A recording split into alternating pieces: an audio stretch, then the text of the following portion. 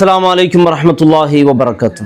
ಉಡುಪಿಯ ಬ್ರಹ್ಮಾವರ ಸಮೀಪದ ಬೈಕಾಡಿಯ ಗಾಂಧಿನಗರದ ಆ ಮುಗ್ಧ ಬೀದಿಯಲ್ಲಿದ್ದ ಆಕ್ರಂದನ ಇಡೀ ಕರಾವಳಿಯನ್ನು ಬೆಚ್ಚಿ ಬೀಳಿಸಿದೆ. ಗಾಳಿಯಲ್ಲಿ ರಕ್ತದ ವಾಸನೆ, ಕತ್ತಲಿನಲ್ಲಿ ಪೊಲೀಸರ ಕೆಂಪು ದೀಪಗಳ ದಿಗಿಲು, ಮಳೆ ತುಂಬ ನೆರೆ ಹೊರೆಯವರ ಕಣ್ಣೀರಿನ ಕೆರೆ. ಅಲ್ಲಿ ರಕ್ತದ ಮಡುವಿನಲ್ಲಿ ನಿರ್ಜೀವವಾಗಿ ಬಿದ್ದವರು ಅಪರಿಚಿತರಲ್ಲ. ಆ ಮನೆಯ ಯಜಮಾನ ಮೆಹಬೂಬ್ ಮತ್ತು ಅವರ ಧರ್ಮಪತ್ನಿ ಶಂಷದ್ ಬೇಗಂ. ಹೆತ್ತ ಹೊಟ್ಟೆಗೆ ಸುತ್ತಿಗೆಯಿಂದ ಜಜ್ಜಿ ಜೀವ ತೆಗೆದದ್ದು ಬೇರೆ ಯಾರೂ ಅಲ್ಲ, ಅವರು ಅತ್ಯಂತ ಪ್ರೀತಿಯಿಂದ ಸಾಕಿ ಹಗಲಿರುಳು ಕಷ್ಟಪಟ್ಟು ಬೆವರಿಸಿದ ಸ್ವಂತ ಮಗ ಶಾಹಿದ್ ಅಲಿ.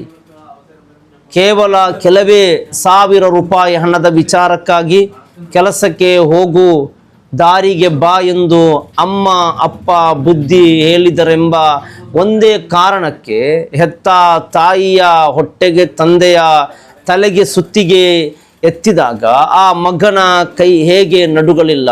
ಆ ಅಮ್ಮ ಅಯ್ಯೋ ಮಗನೇ ಬೇಡ ಎಂದು ಅತ್ತಾಗ, ಆ ತಂದೆ ಪ್ರಾಣಕ್ಕಾಗಿ ಹಪಹಪಿಸಿದಾಗ ಆ ಮಗನಲ್ಲಿದ್ದ ಆ ಮನುಷ್ಯತ್ವ ಎಲ್ಲಿಗೆ ಹೋಯಿತು? ಧರ್ಮ, ಇಸ್ಲಾಂ, ಹೆತ್ತವರ ಋಣ, ಅಲ್ಲಾಹನ ಭಯ ಎಲ್ಲವೂ ಎಲ್ಲಿಗೆ ಮಾಯವಾಗಿದ್ದವು? ಎದೆ ಸೀಳುವ ಕಣ್ಣೀರಿನ ಕತೆ, ಕರುಳ ಬಳ್ಳಿಯ ದುರಂತ.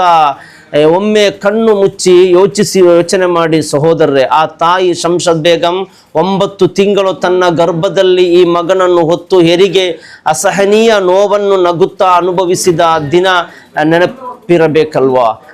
ಮಗುವಿಗೆ ಜ್ವರ ಬಂದಾಗ ಇಡೀ ರಾತ್ರಿ ನಿದ್ರೆ ಇಲ್ಲದೆ ಕಣ್ಣೀರು ಹಾಕುತ್ತಾ, ಅಲ್ಲಾಹ್ ನನ್ನ ಮಗನಿಗೆ ಆಯುಸ್ಸು ಕೊಡು, ನನ್ನ ಪ್ರಾಣ ಬೇಕಾದರೂ ತೆಗೋ ಎಂದು ದುವಾ ಮಾಡಿದ ಆ ತಾಯಿಯಲ್ಲವೇ ಆಕೆ? ತಂದೆ ಮೆಹಬೂಬ್ ಉರಿ ಬಿಸಿಲಿನಲ್ಲಿ ಮಳೆಯಲ್ಲಿ ದಿನವಿಡೀ ದುಡಿದು ತನ್ನ ಹಸಿವನ್ನು ತಡೆದು ಮಗನ ಹೊಟ್ಟೆ ತುಂಬಿಸಿದರಲ್ಲವೇ? ಮಗ ದೊಡ್ಡವನಾಗಿ ತಮ್ಮ ಕೈ ಹಿಡಿಯುತ್ತಾನೆ, ತಮ್ಮ ಇಳಿವಯಸ್ಸಿಗೆ ಆಸರಣೆ ಆಗುತ್ತಾನೆ ಎಂದು ಕನಸು ಕಂಡ ಆ ಪೋಷಕರು ಕೊನೆಗೆ ಕಂಡದ್ದೇನು? ಹೆತ್ತ ಮಗನ ಕೈಯಲ್ಲಿದ್ದ ಸುತ್ತಿಗೆಯ ಭೀಕರ ಏಟುಗಳನ್ನು ಆ ಕ್ಷಣದಲ್ಲಿ ಆ ತಾಯಿ ತನ್ನ ಕೊನೆಯ ಉಸಿರು ಎಳೆಯುವಾಗ ಏನು ಯೋಚಿಸಿರಬಹುದು? ಅಲ್ಲಾ, ನಾನು ಹಾಳುಣಿಸಿ ಬೆಳೆಸಿದ ಕರುಳೆ ನನ್ನ ಜೀವ ತೆಗೆಯಿತಲ್ಲ ಎಂದು ಆಕೆ ತನ್ನ ಆತ್ಮ ರೋಧಿಸಿರಬೇಡಲ್ವಾ? ನೋಡಿ ಪ್ರೀತಿಯ ಸಹೋದರ, ಆ ತಂದೆಯ ಕಣ್ಣಲ್ಲಿ ಹರಿದ ಕಣ್ಣೀರಿನ ಹನಿಗಳಿಗೆ ಸಮಾಜದಲ್ಲಿ ಬೆಲೆ ಇಲ್ಲವೇ? ಕುರ್ಆನ್ ಸಾರುವ ಕರುಳಿನ ಕೆರೆ.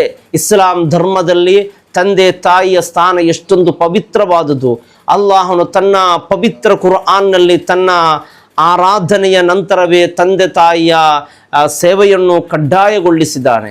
ಅಲ್ಲಾಹು ಸೂರಾ ಅಲ್ ಇಸ್ರಾನ 17ನೇ ಸೂಕ್ತ 23ನೇ ಆಯತ್ತಿನಲ್ಲಿ ಸ್ಪಷ್ಟವಾಗಿ ಹೇಳುತ್ತಾನೆ, ವಕಲಾ ರಬ್ಬುಕ ಅಲ್ಲಾ ತಅಬುದು ಇಲ್ಲಾ ಇಯ್ಯಾಹು ವಬಿಲ್ ವಾಲಿದೈನಿ ಇಹ್ಸಾನ ಇಮ್ಮಾ ಯಬ್ಲುಗನ್ನ ಇಂದಕಲ್ ಕಿಬರ್ ಅಹದುಹುಮಾ ಔ ಕಿಲಾಹುಮಾ ಫಲಾ ತಕುಲ್ ಲಹುಮಾ ಉಫ್ ವಲಾ ತನ್ಹರ್ಹುಮಾ ವಕುಲ್ ಲಹುಮಾ ಕೌಲನ್ ಕರೀಮಾ. ನಿಮ್ಮ ರಬ್ಬನು ಅಲ್ಲಾಹನು ಆಜ್ಞಾಪಿಸಿದ್ದಾನೆ, ನೀವು ಅವರ ಹೊರತು ಬೇರೆ ಯಾರನ್ನು ಆರಾಧಿಸಬಾರದು ಮತ್ತು ತಂದೆ ತಾಯಿಯೊಂದಿಗೆ ಅತ್ಯುತ್ತಮ ರೀತಿಯಲ್ಲಿ ವರ್ತಿಸಬೇಕು. ಅವರಲ್ಲಿ ಒಬ್ಬರು ಅಥವಾ ಇಬ್ಬರು ನಿಮ್ಮ ಬಳಿ ವೃದ್ಧಾಪ್ಯವನ್ನು ತಲುಪಿದರೆ ಅವರಿಗೆ ಚೀ ಉಫ್ ಎಂದು ಹೇಳಬೇಡಿ, ಅವರನ್ನು ಗದರಿಸಬೇಡಿ, ಅವರೊಂದಿಗೆ ಅತ್ಯಂತ ಗೌರವದಿಂದ ಮಾತನಾಡಿ ಎಂದು ವಿಶುದ್ಧ ಕುರ್ಆನ್ ಹೇಳುತ್ತದೆ. ತಂದೆ ತಾಯಿ ವಯಸ್ಸಾದಾಗ ತಮಗೆ ಬೇಸರವಾಗಿ ಉಫ್ ಎಂದು ನಿಟ್ಟುಸಿರು ಬಿಡುವುದನ್ನು ಅಲ್ಲಾಹನು ನಿಷೇಧಿಸಿರುತ್ತಾನೆ. ಅವರ ಮೇಲೆ ಕೈ ಮಾಡುವುದು, ಅವರ ತಲೆಗೆ ಸುತ್ತಿಗೆಯಿಂದ ಹೊಡೆಯುವುದು ಎಂಥ ಭೀಕರ ಕಬಾಹಿರ್ ಮಹಾಪಾಪ. ಪ್ರವಾದಿ ಸಲ್ಲಲ್ಲಾಹು ಅಲೈಹಿ ವಸಲ್ಲಮರು ಕಣ್ಣೀರಿನ ಎಚ್ಚರಿಕೆ. ಪ್ರವಾದಿ ಮುಹಮ್ಮದ್ ಸಲ್ಲಲ್ಲಾಹು ಅಲೈಹಿ ವಸಲ್ಲಮರು ಹೇಳಿದ ಒಂದು ಹದೀಸ್ ಹೀಗಿದೆ: ಅಲ್ಲಾಹನ ಕೋಪ, ಅಲ್ಲಾಹನ ಸಂತೃಪ್ತಿ ತಂದೆ ತಾಯಿಯ ಸಂತೃಪ್ತಿಯಲ್ಲಿ ಇದೆ ಮತ್ತು ಅಲ್ಲಾಹನ ಕೋಪವು ತಂದೆ ತಾಯಿಯ ಕೋಪದಲ್ಲಿದೆ. ತಿರ್ಮಿದಿ ಹದೀಸ್. ಸ್ವರ್ಗವನ್ನು ಕಳೆದುಕೊಂಡ ದುರ್ಭಾಗಿ ಪ್ರವಾದಿ ಸಲ್ಲಲ್ಲಾಹು ಅಲೈಹಿ ವಸಲ್ಲಮರು ಹೇಳಿದರು, ತನ್ನ ತಂದೆ ತಾಯಿಯ ಪೈಕಿ ಒಬ್ಬರನ್ನು ಅಥವಾ ಇಬ್ಬರನ್ನು ವೃದ್ಧಾಪ್ಯದಲ್ಲಿ ಪಡೆದರೂ ಸ್ವರ್ಗಕ್ಕೆ ಹೋಗುವುದನ್ನು ನಷ್ಟಗೊಳಿಸಿದ್ದಾನೆ, ಅವನ ಮೂಗು ಮಣ್ಣು ಪಾಲಾಗಲಿ ಎಂದು ಸ್ವಹೀಹ್ ಹದೀಸ್ನಲ್ಲಿದೆ.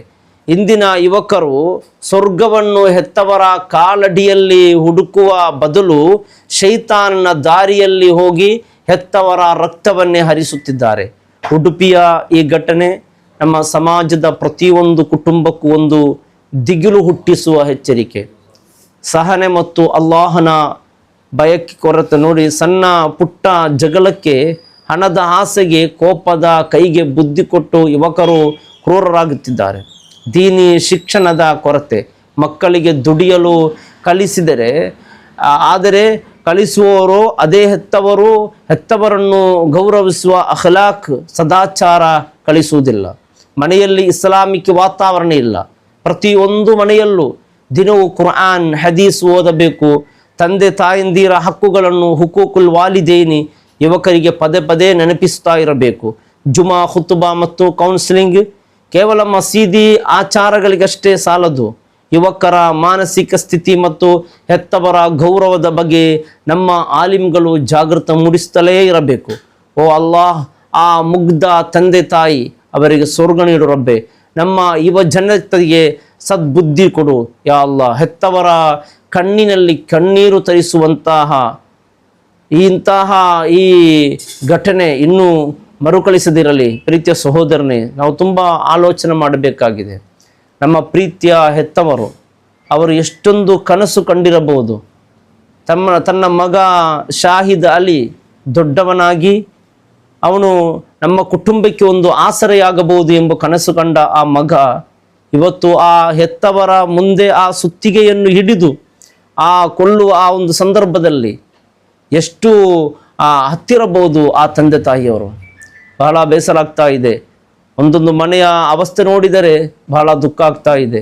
ಕಾರಣ, ಒಂದೊಂದು ಮನೆಯಲ್ಲಿ ನಡುವಂತಹ ಕ್ರೂರ ಕೃತ್ಯಗಳು ನಮಗೆ ಗೊತ್ತಾಗುವುದಿಲ್ಲ.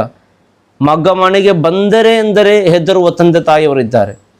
ಈಗ ನಮ್ಮ ಮಸೀದಿಗಳಲ್ಲಿ ಸಲಾತ್ ಮಜ್ಲಿಸ್, ಇಂಥ ಮಜ್ಲಿಸ್ಗೆಲ್ಲ ನಡೀತಾ ಇದ್ದಾರೆ. ಮೊನ್ನೆಲ್ಲ ನಾವು ಸಲಾತ್ ಮಜ್ಲಿಸಿಗೆ ಹಣ ಕೊಡುವುದು, ನನ್ನ ಮಗನಿಗೆ ಒಳ್ಳೆಯ ಕೆಲಸ ಸಿಗಲಿ, ಒಳ್ಳೆಯ ಉದ್ಯೋಗ ಸಿಗಲಿ ಅಂತ. ಈಗ ನಮ್ಮ ತಂದೆ ತಾಯಿಯರು ಈ ಮಸೀದಿಯಲ್ಲಿ ದುವಾ ಮಾಡಲು ಕೊಡುವ ಹಣ, ಹೇಗಾದರೂ ನನ್ನ ಮಗ ಒಂದು ಮರಣ ಹೊಂದಿ ಸಿಗಲು ದುವಾ ಮಾಡಿ ಉಸ್ತಾದೆ. ಕಾರಣ ಮಗ ಮನೆಗೆ ಬರುವುದೆಂದೇ ಹೆದರಿಕೆ. ಮನೆಗೆ ಬಂದರೆ ಇವನಿಗೆ ಇದು ಅಮ್ಮನ ತಾಯಿಯ ತಮ್ಮ ಯಾರು ಅಂತ ಗೊತ್ತಾಗುವುದಿಲ್ಲ.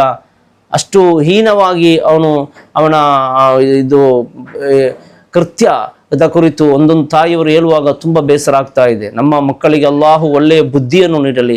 ಎಲ್ಲರೂ ಪ್ರಾರ್ಥಿಸಿದ್ರಿ. ಬಹಳ ದುಃಖ ಆಗ್ತಾ ಇದೆ. ನಮ್ಮ ಒಂದೊಂದು ತಂದೆ ತಾಯಿಯವರು ಫೋನ್ ಮಾಡಿ ತಮ್ಮ ಮಕ್ಕಳ ಅವಸ್ಥೆಯ ಕುರಿತು ಹೇಳುವಾಗ ನಾವು ಯಾವಾಗಲೂ ಪ್ರಾರ್ಥಿಸಬೇಕಾದೊಂದು ಪ್ರಾರ್ಥನೆ ಇದೆ. ಅಲ್ಲಾಹುಮ್ಮ ಬಾರಿಕ್ ಲನಾ ಫಿ ಔಲಾದಿನಾ ವಲಾ ತದುರ್ರುಹುಂ ವಫಿಕ್ಹುಂ ಲಿತಾಅತಿಕ ವರ್ಜುಕ್ನಾ ಬಿರ್ರಹುಂ ಯಾ ರಬ್ಬಲ್ ಆಲಮೀನ್. ಇಂತಹ ಪ್ರಾರ್ಥನೆ.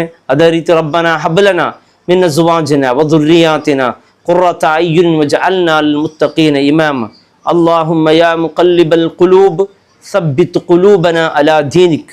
ಈ ಪ್ರಾರ್ಥನೆ ಯಾವಾಗಲೂ ತಂದೆ ತಾಯಿಯವರು ಪ್ರಾರ್ಥಿಸಬೇಕು. ಕಾರಣ, ನಮ್ಮ ಮಕ್ಕಳ ಹೃದಯವನ್ನು ದೀನ್ನಲ್ಲಿ ಅಲ್ಲಾಹ್ ಸ್ಥಿರಗೊಳಿಸಲು ನಾವು ಯಾವಾಗಲೂ ಪ್ರಾರ್ಥಿಸಬೇಕಾದಂತಹ ಪ್ರಾರ್ಥನೆ.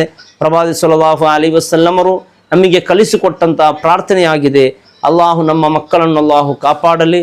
ಒಳ್ಳೆಯ ಬುದ್ಧಿಯುಳ್ಳ ಮಕ್ಕಳಾಗಿ ಅಲ್ಲಾಹು ನಮ್ಮ ಮಕ್ಕಳನ್ನು ಮಾಡಲಿ. ಅಸ್ಸಲಾಮು ಅಲೈಕುಂ ವರಹಮತುಲ್ಲಾಹಿ ವಬರಕಾತು.